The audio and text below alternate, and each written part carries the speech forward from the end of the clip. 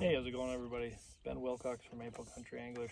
Up here in the Northeast Kingdom, doing a little fishing, hanging out with family for the 4th. Happy 4th, everybody. And shot a little bit of video yesterday, fishing on a tailwater, doing some dry dropper fishing. So you can see from the video, we're fishing some heavy pocket water with a tight liner Euro rig, and just want to show you kind of the effectiveness of fishing that heavy pocket water with a dry or dropper, and how you're able to get a nice natural drift and kind of pick apart different small seams where traditional 5-weight or 4-weight with floating line isn't going to do the trick. You'll see I think we got 5 fish in maybe 20 yards of stream in 5 or 6 minutes, and 1 on the dry, 4 on the nymph. You can see how that dry is kind of anchored by that nymph in one current seam. And when that happens, you know, your presentation is much more natural.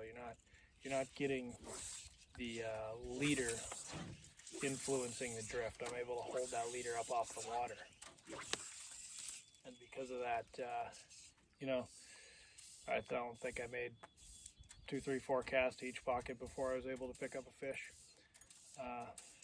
So I mean, down below we've been fishing some deeper pools. And my wife was doing pretty well with about a 4-foot dropper, getting fish on the dry fly and the nymph. And I was fishing that shorter 18-inch, 20-inch dropper, getting them basically in the deep pools just on the dry fly, and then I'd have to clip off that dry fly, go deeper with 2 nymphs to get the fish on the nymphs.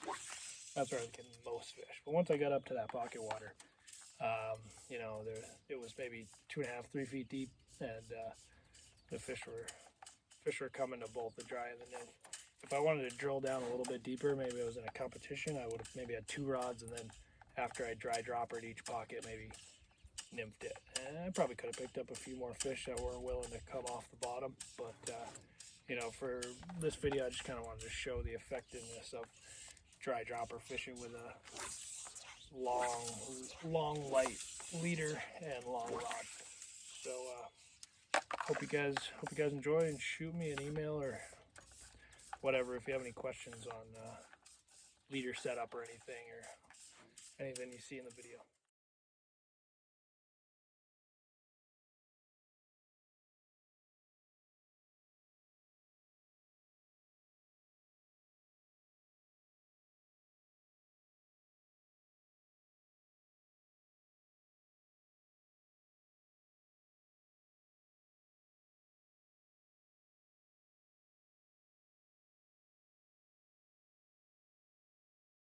In the video, I'm kind of hitting every part of the pocket. You see that first fish was right at the very end. I think I was actually picking up to recast when he ate.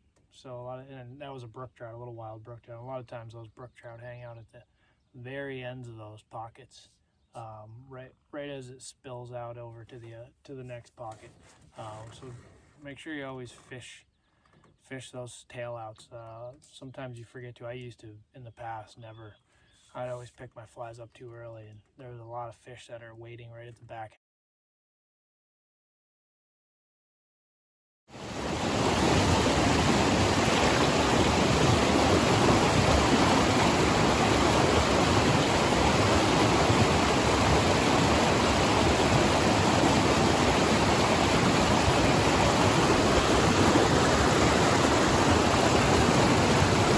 Out at the dry fly.